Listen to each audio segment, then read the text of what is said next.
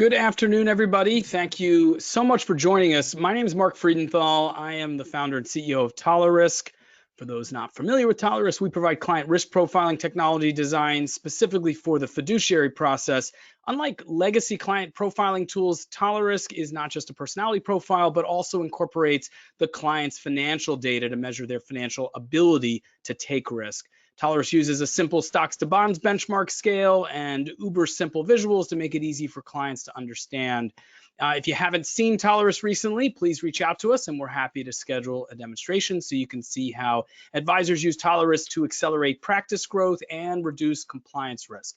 And if you haven't seen it yet, check out the T3 Inside Information Survey of Advisor Technology, where Tolerisk outscored the legacy vendors 3 years running and was named All-Star of the category. Okay. Enough of the shameless sponsor plug. I appreciate the indulgence.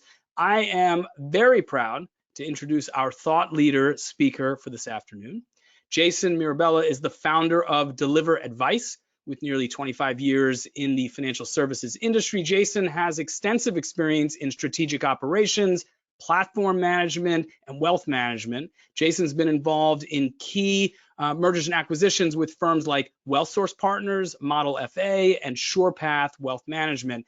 As the former chief operating officer at WealthSource Partners, he managed strategic operations for a firm with more than $2 billion in AUM. Jason's also held leadership roles at SurePath Wealth Management and Model FA, focusing on platform development and business growth. He founded a firm called Henfruit LLC, which was a virtual financial planning firm acquired after just 3 years, and served as director of research and analytics at Partners Wealth Management. Jason's expertise spans financial planning, risk management, tax planning, estate planning, and building a strong organizational culture.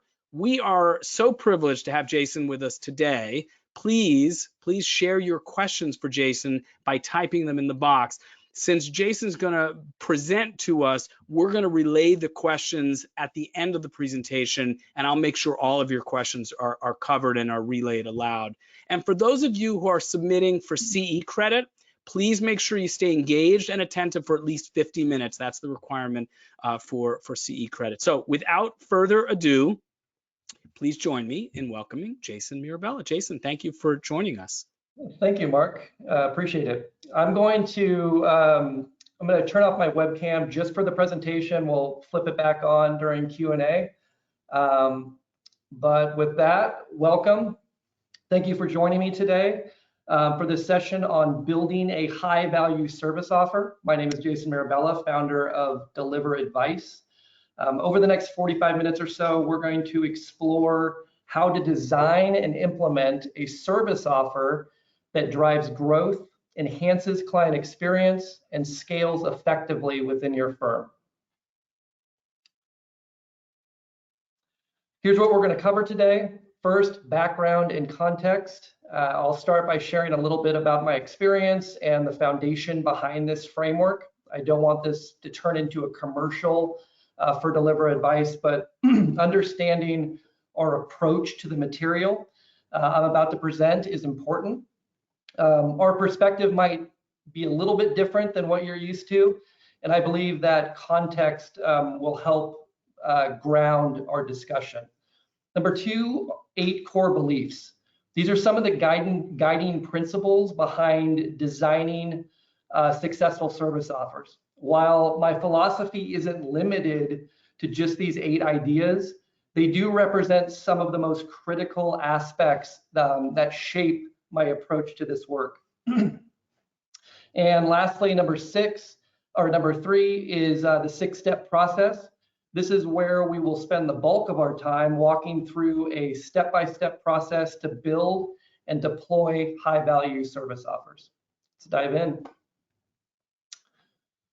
Mark covered this a little bit, but I've spent over 24 years in the financial service industry, with the last 7 serving as a C-suite executive, roles as a COO and a chief platform officer. Along the way, I've gained extensive M&A experience. I've participated in 3 transactions as a shareholder, and I've led multiple integrations of several incoming firms as an aggregator.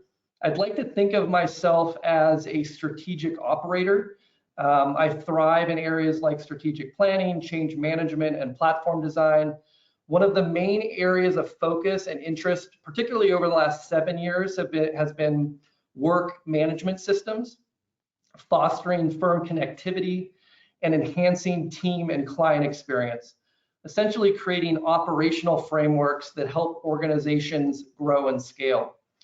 I do also want to mention that the advice that I'm giving you today is not hypothetical. It was tested, deployed, and iterated on most recently at a firm that pushed about $2.5 billion of AUM. It had multiple advisor teams, and we centralized a majority of our services, which include operations, financial planning, and investments. I recently left my last position after it was purchased to start Deliver Advice. We utilize what I like to call a consulting as a system framework, essentially mirroring the approach that a seasoned COO or integrator would use to effectively translate leadership's vision into actionable, scalable outcomes. Our approach combines 3 core elements: blocks, tactics, and units. Blocks is our methodology for creating enterprise level firms. It lays the foundation for everything that we do to help firms build the firm that they want. With blocks, you can build and improve your business piece by piece, creating a strong, scalable structure that supports strategic planning and long-term growth. Number 2 is tactics. Think of these as the best ideas, tools, and strategies in the industry. Our library of tactics aligns with our blocks platform and solves the hardest problems that you face in your firm and that are aligned with our core blocks methodology. The last thing is units. This is your customized fractional team of experts. We work with firms on both a done with you and a done for you framework. As your needs evolve, you can adjust resources, speed, cost to tackle increasingly complex challenges and scale human capital. Our team works alongside your internal resources to bring blocks and tactics to life. Today, the reason why I'm sharing that with you is building a high value service offer is a foundational tactic on our platform. And by the way, we have one for Tallaris too, which represents a very specific way to enable that technology in your firm. Over time, we plan to build out a comprehensive library of tactics that represents organizational build guides to implement key initiatives within your firm. All right, let's get into it. To start, let's talk about why service offers are so important. This may be obvious, but your service offer is your product. It defines how your firm operates and the value you deliver to clients. It's also a powerful tool for differentiation. In a marketplace where advisors are seen as interchangeable, a well-designed service offer can really set your firm apart. It's also the foundation for success. A strong service offer scales with your business and supports long-term growth. And finally, it's transformative. And when done right, it elevates every part of your business from compliance to client relationships. This is why designing and integrating an intentional, high-value service offer should be at the heart of your strategic efforts. 8 core beliefs. Let's look at the core philosophy underpinning this process. These 8 beliefs form the foundation of our approach. The first, simplicity drives success. Complexity creates barriers to clients for clients and teams. We know from behavioral science that simplicity enhances trust and engagement. And to borrow a term from Carl Richards, we aim for elegant simplicity, or delivering maximum value in the simplest way possible. And the most important takeaway from all of this is that you need to remember that complexity scales. And as you get bigger, it will become harder and more complex to manage teams, systems, and to create a consistent client experience.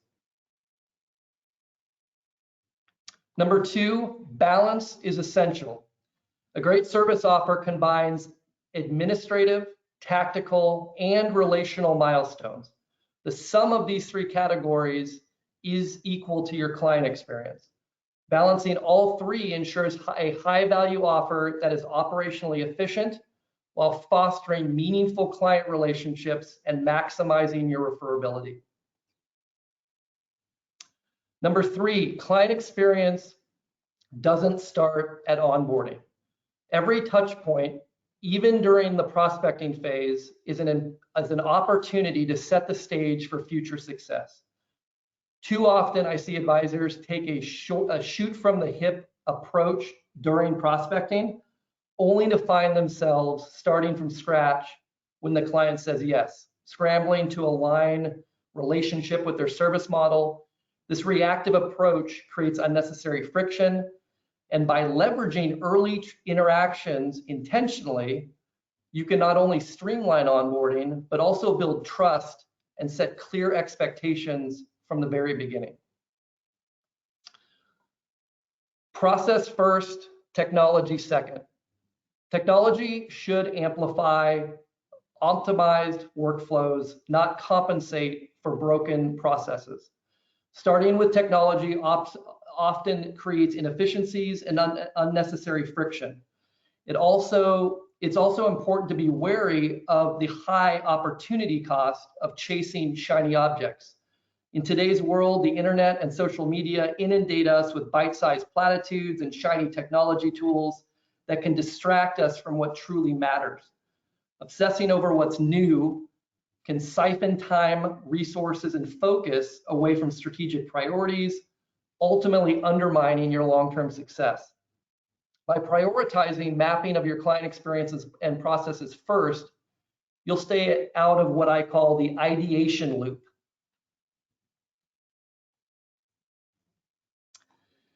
Data gathering is the worst part. While data gathering can be tedious, it's absolutely vital to the success of service delivery.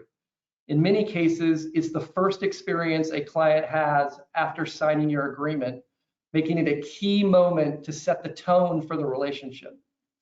Streamlining this process is essential, not just for your clients, but for your team as well. This is an area of service delivery where I'm okay with sacrificing a bit of efficiency in favor of creating a more positive experience. Combining technology and automation with a white glove approach can be incredibly powerful. Gamification and incentives can also help by giving clients small, achievable milestones, keeping them engaged without overwhelming them. Getting this step right is crucial for multiple reasons. We view data collection as almost a standalone product because of its outsized impact on the client experience, operational efficiency, and overall service delivery. Investing in this area pays dividends throughout the client lifecycle. Engagement requires proactive strategies. Clients won't stay engaged without intentional effort. Disengagement often stems from competing priorities, emotional barriers, lack of understanding, or simply shrinking attention spans. To keep clients involved, you need to design systems that actively encourage ongoing participation. Remember, you're competing for their attention just like everyone else. Build in regular touch points into your service offer and be deliberate about the cadence of your service delivery. Personalized communication can be helpful to align with their specific interests and priorities, ensuring it feels relevant and valuable. Additionally, incorporating a re-engagement process into your service model to bring clients back on track when their focus wanes is very important. Data integrity is critical. Accurate documentation and data management are essential for ensuring continuity, compliance, and high-quality service. Yet many firms in our industry struggle with consistency in note-taking and fully leveraging these notes to allocate and drive next actions within their work management systems. This often leads to breakdowns where support staff must circle back to advisors and team members for clarification, an inefficient and frustrating process for everybody involved. AI tools can handle much of the heavy lifting, such as documentation and identifying action items. However, we advocate taking it a step further. We believe in implementing structured note-taking templates is key to maintaining consistency and effectively organizing data within your system. This approach not only improves data quality, but also ensures that information is actionable, accessible, and seamlessly integrated into your workflow. The last firm that I was at, we actually created an online form that basically created a framework for note-taking, for note submission. And that tool was oriented in a way that was intuitive for the submission, but it also allocated all the information in the right tools and based on where they needed to go, whether that be a CRM or a tool like Precise FP. It all went to the right place, which is very important.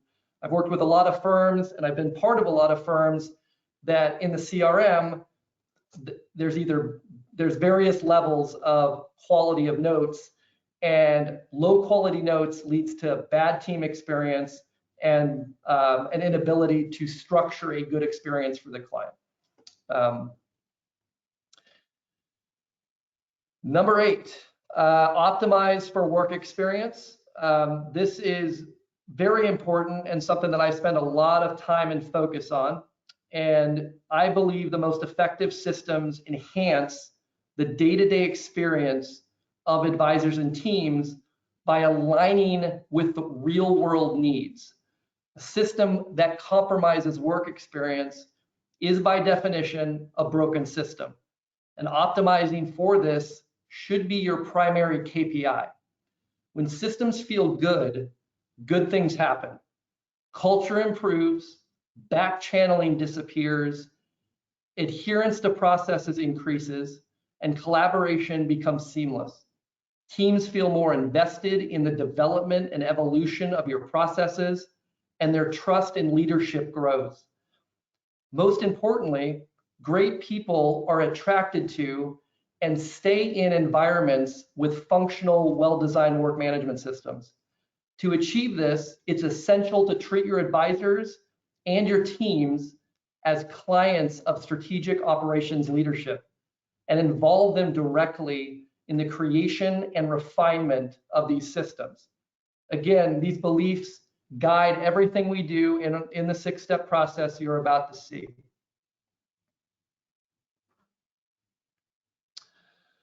All right, let's move on to why most of you are here, other than maybe the CE credit, the 6-step process for building a high-value service offer. The first step is design, crafting your client experience, articulating your value, and defining success. Number 2 is flow, streamlining workflows for consistency.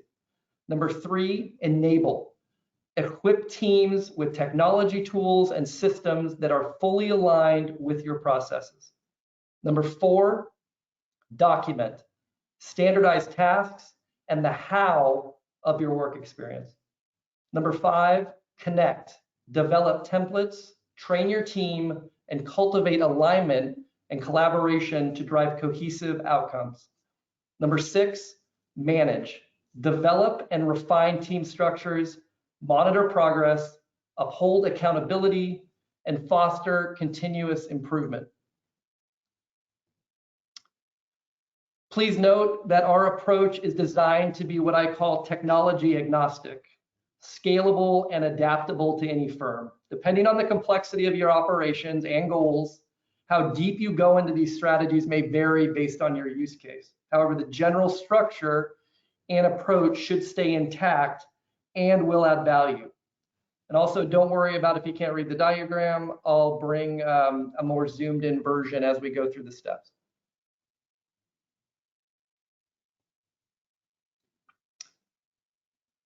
Step one is design. Let's start with crafting your client experience. This is where you define success by breaking service milestones into 3 key categories: administrative, tactical, and relational.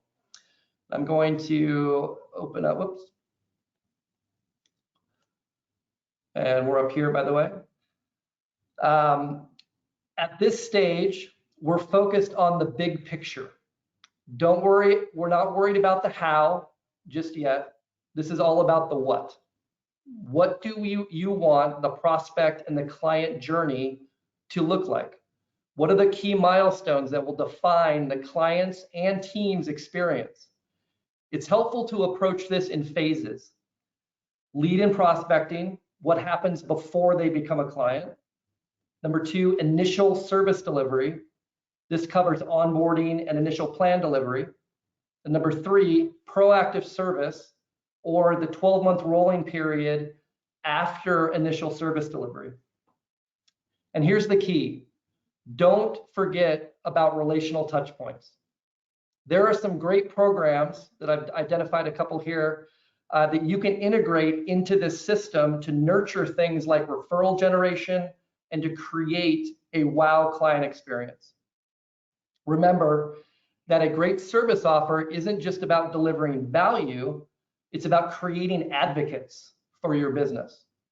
Those personal, meaningful interactions can make all the difference in turning satisfied customers into raving fans. There is a huge opportunity for firms to set themselves apart by being intentional and building relational milestones directly into your processes so you can control the feel of your offer.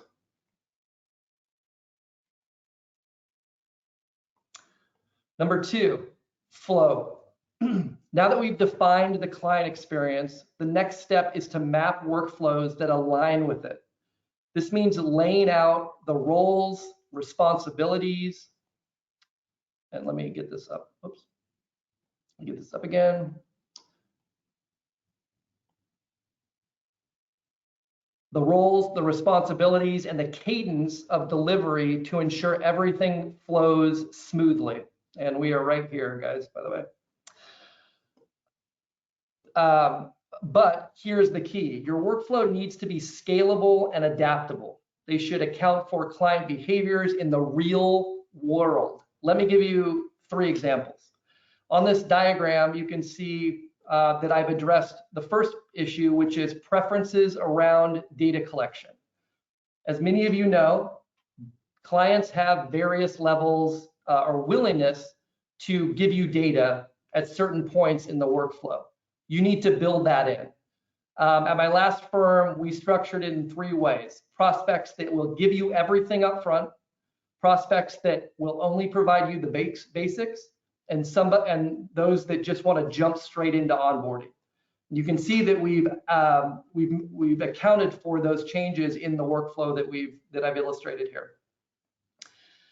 Your workflow should obviously adapt to these preferences. If they're not, you run the risk of using a workflow that's going to be too rigid in the real world. Another example that I want to highlight is the use of best practice versus required items. So for instance, if a prospect provides account statements during prospecting, that gives you an opportunity to leverage that information to build a proposal. If they don't, there is going to be a point in time where you have to get that data. So I actually build in both of those occurrences based on the client's willingness to provide that information. And lastly, don't stop at the best practice. We actually build what we call real world complications.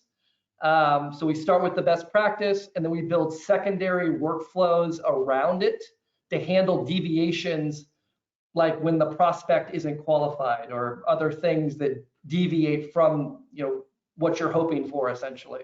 This ensures that even when things don't go perfectly, you're still prepared and the process remains seamless. Building this out will be a process of crafting your workflows and making necessary changes in your client experience as you see things come alive in practice. So it's sort of like a balancing act where you're making updates to stage 1 and stage 2, and sort of as you're building this, as it comes alive, you're making adjustments until you get to your final product. Also keep in mind that your client experience and workflow should be improved over time. Don't be afraid to come back often after you start exposing them to the air. Now that you've defined the client experience and mapped the workflows, it's time to enable your team with the right tools and systems to deliver exceptional service. This step is about centralizing data, ensuring compliance, and fostering collaboration across your firm. This phase is a balanced process in most cases, fully leveraging your existing or legacy technology to maximize its potential, and identifying and integrating new tools that can add value and fill any gaps.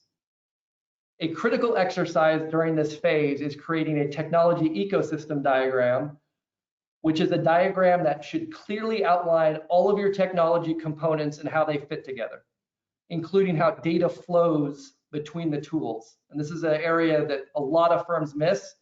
They just attach APIs and there's no intentionality around how that data is flowing. So this diagram should, if done right, should establish a clear source of truth for your data, identify weak points in data flow, and develop a plan for ongoing data management and hygiene, ensuring your systems remain accurate and reliable over time. Another important consideration is the intention behind your data flow. How data moves between tools and who has access to it are critical factors for efficiency and security. A deliberate approach here will help you reduce errors and maintain compliance as you grow. The other thing I want to mention, and this won't apply to everybody, but as your firm scales and operations become more complex, consider moving away from a CRM-centric work management system and adding project management tools. This can be especially powerful for aggregators and firms offering centralized platform services. These tools can act as a central hub, connecting teams and streamlining communication. By making collaboration easier, you'll ensure that as your business grows, your firm doesn't become siloed, and that you maintain alignment on key initiatives and service delivery. The ultimate goal of this step is to create a technology infrastructure that empowers your team to deliver on the promises of your client experience and connect the firm. Number 4 is document.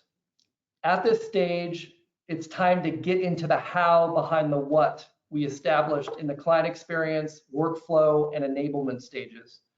This means standardizing tasks by creating clear, detailed, standard operating procedures. SOPs also serve as the foundation for your training systems that you'll build later. To make this process even more effective, consider using tools like Trainual. Platforms like this can allow you to centralize your SOPs in one accessible hub. It's not just for documenting service delivery, it's also a place to standardize the use of technology, APIs, and other operational processes. As your firm evolves, you can easily update and expand this resource to keep your team aligned and up to date. This step is about more than just documentation. It's about building the infrastructure that supports efficient, scalable operations. When done well, it sets your team up for success and ensures that everyone is working towards the same high standard.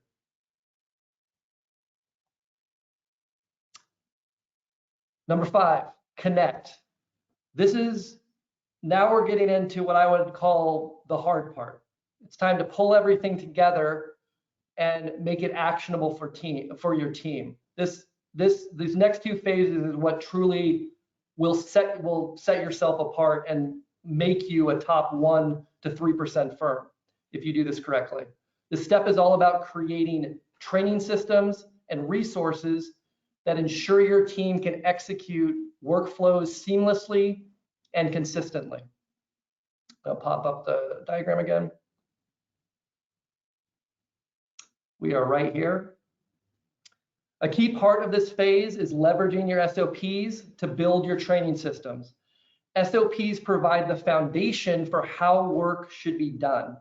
However, training shouldn't be static.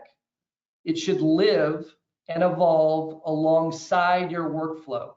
Ideally, training materials should be integrated directly into the same platforms where your team does their work.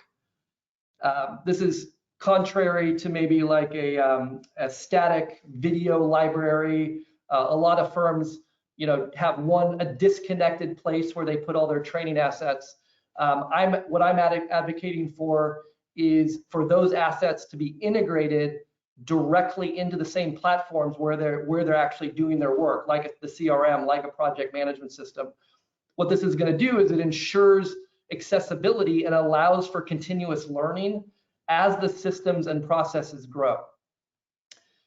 Next is to create leverage and streamline operations by adding tools and templates to your workflow. These can be things like agendas for different types of meetings, email templates to standardize communication, a checklist of documents required during onboarding, questions to ask prospects and clients during meetings. These tools make it easier for your team to stay aligned and prepare while reducing inefficiency. This phase is also where you inject everything that you built, workflows, processes, systems, into a centralized, accessible framework. This can be done in a CRM environment, again, or using a project management tool. This framework defines how work is managed and how collaboration happens across your organization. The goal is to create a system that's intuitive and easy and drive efficiency without unnecessary friction. One particularly effective strategy that I have used during my career and has really worked well is the development of what I call a work experience document for each role in your company. Think of this as a personalized guide for thriving within your organization. It outlines what each role should focus on daily, weekly, and periodically. Key responsibilities tied to service delivery, or even the target number of meetings every week an advisor should be having.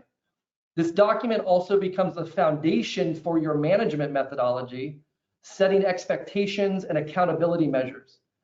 Most importantly, it should be built collaboratively with team members. When both sides agree on the expectations, it creates a shared understanding and commitment. Ultimately, what this step does is bridges the gap between strategy and execution, or what the step does is bridges the gap between strategy and execution. By equipping your team with integrated training and clear resources, you ensure that you have everything they need to deliver exceptional results while adapting to the demands of a growing organization.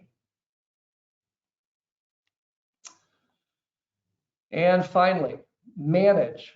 This is the final step. This final step is about building a team structure, driving accountability, and fostering continuous improvement. Let's start with a fundamental shift in the way we think about teams. Once you do the work that we've just talked about here, it opens up the opportunity to create a team structure that moves you towards a team approach to service delivery and drives real organic growth. One of the main issues that I see in the industry is that the advisor is doing things that they should not be doing. And I think that's a direct result of the common team structures that we have in our industry. This was deployed at my last firm and it worked extremely well. So the idea here is to take the traditional CRA role and split it into its reactive and proactive components. The reactive role is similar to what you're used to. They're doing data collection, administrative, account administration, all the things related to interactions with the custodian, and all the administrative aspects of managing the relationship. However, what we do is we split out some of the advisor roles, the traditional advisor roles, and the traditional CRA role to create what I call a practice manager. And because we've done the heavy lifting of building that intention around what your firm is doing, we can now take and outsource all of the things that the wealth advisor should not be doing and allow that practice manager to project manage your offers and dictate the cadence of delivery so that the wealth manager can focus on what they need to, which is, in my opinion, going out and finding new clients, nurturing existing ones, and delivering advice. So this is one tool that I use to, or this one framework that I use to really supercharge organic growth. Because I think one of the main issues that we're having as an industry is that the advisor role is too broad and that we're putting things on their shoulders that isn't indicative of high organic growth rates. So wanted to share that with you. Obviously, this is optional. This isn't going to be for everybody. I will say it's very effective, at least in mid-level. It's been tested in mid-size RIAs very effectively. It also creates a system to build around it. You can see that we orient centralized platform assets here, and we define their interactions. So we're sourcing resources and we're bringing those into the advisor team. In my firm, we centralized all of these things and we were providing essentially platform services to the advisor team. We also added a strategic ops team, which basically their only job is to improve and to iterate on the advisor and team experience and the client experience for the firm, and to listen to these groups and to make things better. Advisor success really takes that a step further and manages kind of the more traditional aspects related to managing teams. Think about compensation and talking and creating accountability to work experience documents and more of the management aspects of teams, assuming that you have that and your advisors not responsible for that on their own. But this is something I really like, and that has really worked for me in the past. And there'll be more to come on this as far as the specifics of how this would be structured and could be deployed within your firm.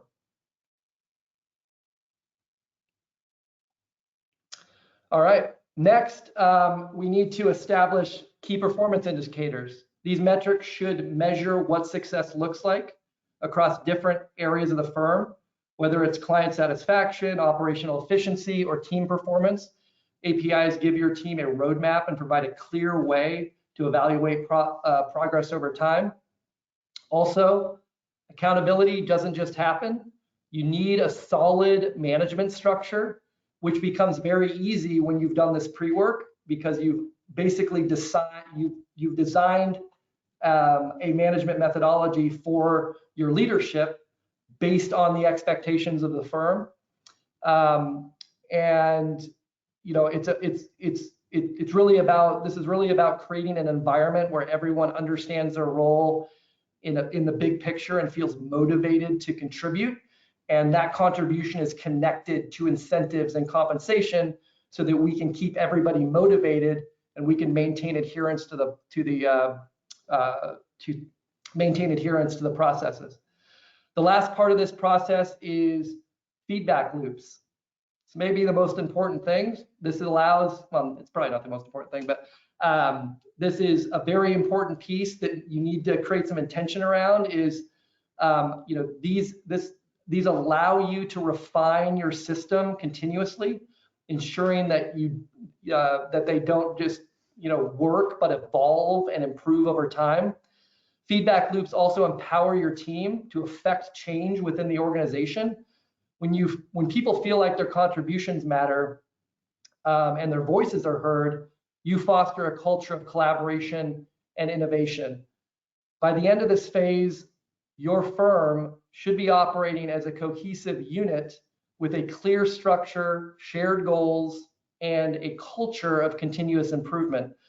This is what drives scalable, sustainable success. This is the way. Here are your next steps if you like what you heard today. Number one, you can use our system. And you can do that by visiting deliveradvice.com, joining our email list. Periodically, we send out tools that are aligned with our block methodology, tactics, and how we work with firms as a growth partner. Number two, join the exchange. So the exchange is a school community for financial advisors. And this is where I put most of my DIY content. I'm also available in this group to answer questions. In Q1 of 2005, probably later in the kind of the March timeframe, we'll be launching a course that guides you through implementation of the 6-step process for creating high-value service offers. The link's here. There is a cost associated with this group. This group is led by two individuals, David DeSell and Dan Allison at Model FA. It's $99 a month. I'm not affiliated with it in any way, but I am launching a course. I plan on continuing to add content in that community. And there's a ton of other resources, namely, you might have seen in the upper right-hand corner of the diagram, Dan Allison has 2 really cool and proven programs related to adding value and referral generation that can be very easily integrated into some of the things that we talked about on building your client experience. So that is option 2. Number 3 is let's chat. I'm always available for direct messages on LinkedIn, or you can email me directly at jason@deliveradvice.com. Thank you for your time and attention today. I'm happy to answer any questions and look forward to connecting in the future. Jason, that was amazing. There's a lot of, really actionable things that you presented today. I'm probably gonna have to go and rewatch this a couple of times just to make sure I don't miss any of the important ones, because I feel like my mind is swirling a little bit. There's a lot of really great stuff, and I know that advisors who are signed in here undoubtedly are walking away with things that they can actually begin to implement. I do have some questions, and for those of you who haven't sent me your question, by all means, feel free to keep sending those questions in. We do have some time, and we'll be able to, I think we're going to be able to get to all these, hopefully, but if not, then Jason will certainly have the opportunity to answer some if we don't get to absolutely everything. But so some of the basic ones, I'll answer the first one, which is, are we sending out a video of Jason's presentation? Yes, we definitely are. So I imagine some reacted like I did, where there's a lot to take notes. So that's great. Somebody else had asked, actually a couple people had asked, if you would consider sending out the slide deck itself. I don't know, and I'm sorry to put you on the spot. That's a question. If that's something that's possible, we're happy to help facilitate that. Yep, I'm happy to do that. Okay, that's very generous of you. We appreciate that. Let's see. I don't know if this one's probably more than you can answer now, but what does it cost to hire you to implement? That is flattering, and probably more complex than you could answer. But if you want to give folks an idea of, there's obviously a lot here to do. So somebody with your expertise may be able to do it more efficiently than perhaps what an advisor currently has on staff, depending on the size of the firm. Can you give some context? If a firm wanted to engage you, is it teach a man to fish? Is it a long engagement? Is it a short engagement? How can you help them implement a system like this most efficiently? Yeah, sure.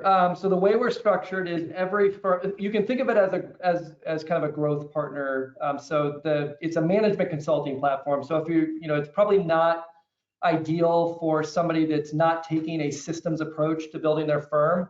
But the way we work, everybody goes through what we call the clarity phase.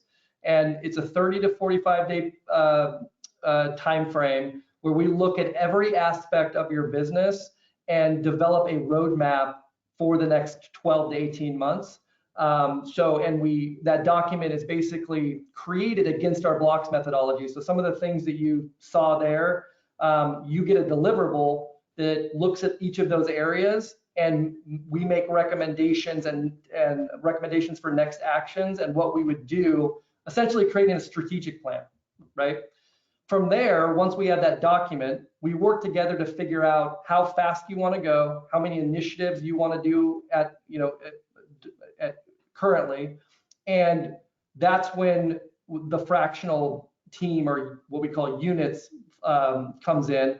So the pricing is based on how fast you want to go, what the nature of the initiative is, and we fill your gaps within your firm to do that. So for instance, if you're just, you may need an integrator, right? Like somebody like that's leading the change management and the project management side of the projects. And then we might fill gaps with subject matter experts, and then we bring in your assets. So the cost is based on the needs relative to what we're working on. And if we're working on one initiative versus 4 initiatives at a given time, that cost is going to go up, obviously, because you're buying more fractional resources. So really what Deliver Advice is all about is, let's come up with a methodology for growing an enterprise level business. Let's agree on that. Let's understand, let's bring in and formalize how we're going to basically inject the best tactics into your business. And then we're going to offer you a solution to buy fractional resources that are trained on the methodology and the tactic.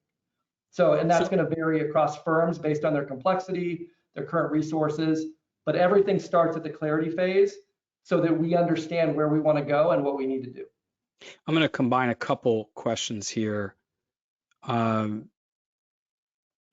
So piggybacking on kind of the cost question, which I know is a little complex, we have one advisor who's asking for smaller firms, because you talked about sort of mid-size RIAs, which I'm not sure how we're defining that, but it sounds to me like that's mid-size is probably 10 advisors on up to maybe 100 or a couple hundred even. For smaller firms, whether it's a solo practitioner or a 1 or 2 or 3 advisor type shop, which are the parts of this that are most relevant? And I guess related is sort of, at what size firm does it make sense to bring on a resource perhaps like you, or even another resource to implement these type of systemic changes? That I don't know whether that's practical. I guess the intimation is that might not be practical for the solo practitioner. You've obviously done this in scale for multi-billion-dollar firms. They may not have the same kind of scale. So maybe you can give a little insight as to some context around which are the pieces most important to tackle, and at what point does it make sense to bring in outside support to do a project like this? I would say my framework starts making sense around the 500 million AUM mark. And the reason I say that is because that's when in most cases, operational complexity starts rearing its ugly head, and people and firms start thinking about bringing in a strategic operator. We are an alternative for a firm to go out and hire a COO potentially. We do work with COOs, but basically when you hit that wall of operational complexity and you find yourself needing those processes to scale further, every firm hits a wall around $500 million of AUM. They start feeling the pain of managing their business.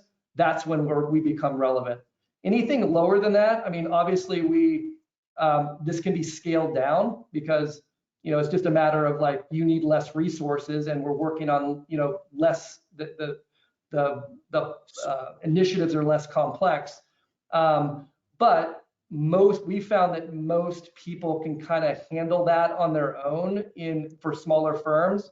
So around the 500 million of AUM, that's kind of when this becomes relevant.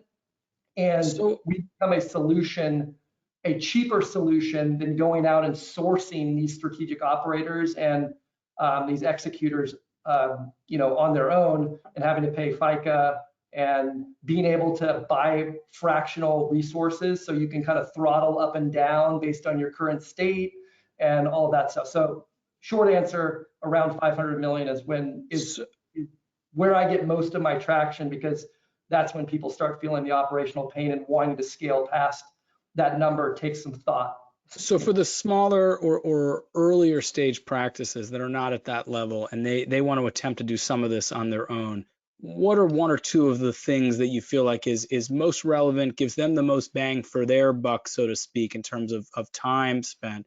Where would you point somebody to start? Because some of this is intimidatingly large, so where do we start something? Yeah, so we're focused on execution, and my goal is to give most of this information away for free. So if you're a smaller firm, follow us, because that's great. We're going to give away more free stuff than most people. That's excellent. We're not hiding anything, because we know information is a commodity, right? Like, our value is in execution. So, and we want to help as many firms as possible. And if it doesn't make sense for us to work together directly, we want to support smaller firms in that effort to kind of, if they do ever get to that size, that we can be a resource for them.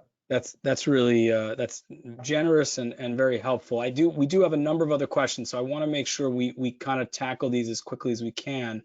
Do you have templates available to use for some of these steps? I don't know if that's probably, I guess the question is beyond just the slide deck. Maybe I would imagine the slide deck gives you some bit of a template, but are there other resources for somebody that wants to tackle this in more detail? Yeah, the answer is yes, and we have more coming. I mentioned the course. That's one way that we're attempting to kind of deliver this at scale. So that would be one option. But join our email list, and that's probably the best way to source some of the templates. We'll probably and our website. So the vision for the website, it's not like this now, is you'll be able to go to our website and you'll see a tactic, whether it's build a service offer, and there'll be links to templates and videos and all the things just directly on our website to follow along. So that's what we're getting towards, or what I'm moving towards. But the short answer right now is join our email list. Excellent. In your experience, when's it appropriate to think about moving from CRM centric to process management centric? Whether that's expressed in AUM or number of employees, that's the next question. It's different for everyone because there's various levels of centralization and all of that. But the quick and dirty answer to that is when you start feeling like your firm is siloed, when things are starting to happen that are disconnected from leadership, disconnected from other departments, that's a good trigger point. Okay. Are the feedback marketing and random acts of value podcasts, I'm not sure I fully understand this, or are these educational materials? And also, if you look up Dan Allison or David DeSalle, I'm not sure if they provide resources outside of their school community, but the school community has a full course on random acts of value and Dan Allison's referral generation structure. And then we have somebody else, this is more of a comment, but that says a firm, Sphinx Automation, offers some, what they say, some similar services, but targeting very small firms, the solo practitioner up to 10 million in AUM. That might not be quite up to tackling some of the things that you've described. So anyway, just maybe another resource for somebody, and maybe even some. I will say for smaller firms that what I would call siloed consulting makes a little bit more sense because if you solve incremental problems in a smaller environment, they have more of an impact. What I will say is if you get past that 500, $1 billion of AUM, things the complexity gets to the point where you need to take a systems approach because the effect of any change within that organization is very material to every single silo of the organization. So if you're making a change in your operations, that affects has a material impact to potentially your strategic planning, your marketing systems, and like as you get bigger, that impact continues to increase and increase. Where, in my opinion, and it's the whole reason why I built Deliver Advice, is because I think siloed consulting can sometimes generate unintended consequences where it creates problems because you're just solving one thing, right? So, but Yeah. I will say if you're under, if you're in that 250, 300 range, if you want to solve the audit, if you want to have somebody come in and look at your automations, I think that's a valuable, that could be valuable for sure. Couple more, Jason. This one, actually, I think I can answer. I have a feeling this might have been from somebody who may have perhaps joined us a little bit late. Do you recommend specific technologies in each category? Can you work around existing tech? I think you already established that you can absolutely work around their existing technology. Do you ever recommend tech to somebody, or are you starting with what they have unless they feel like something's that sort of has a deficit to it? We do recommend technology. The goal would be, again, I don't want to necessarily, so the reason why I do this is because most firms, they have a strong taste or preferences around, say, their CRM. I don't want to, I want to be able to provide a service that allows me to add value and to build around their legacy technology. So the answer to the second half of that question, I think, is that we work around any technology stack. We're technology agnostic. The goal with tactics is to create a tactic library that will have like an Orion best practice, which we're currently working on, or a Black Diamond that you'll be able to pull it off the shelf based on that, based on your use. And there'll be a build guide or a roadmap for the integration or the optimization of that tool. That being said, if, I'll use you as an example, Mark, if somebody needs wants to integrate risk profiling, I have a strong bias towards risk profiling tools. So I will make that recommendation because we've evaluated technology and we believe, based on their other technology tools that are built around it, that that's the best fit. Excellent. Okay, well, I think we have captured everybody. Thank you all so much, first of all, for our audience for joining and for such thoughtful questions. Jason, can't thank you enough for spending really now the last hour with us and providing such generous education from your experience throughout the years to help advisors at all stages. This was really helpful, and I know that it's going to prompt a lot of good dialogue and a lot of good thinking. So thank you again. For those of you that want to reach out to Jason, I think he offered up LinkedIn and also his website, deliveradvice.com, and his email, I think, was up there as well. You'll get a copy of the video recording of this session, and Jason was gracious enough to offer to send out the copy of the slides as well for anybody that reaches out to. Thank you all so much. Have a great rest of your week and enjoy happy holiday season. Appreciate it. Thanks, everybody. Thank you, Jason.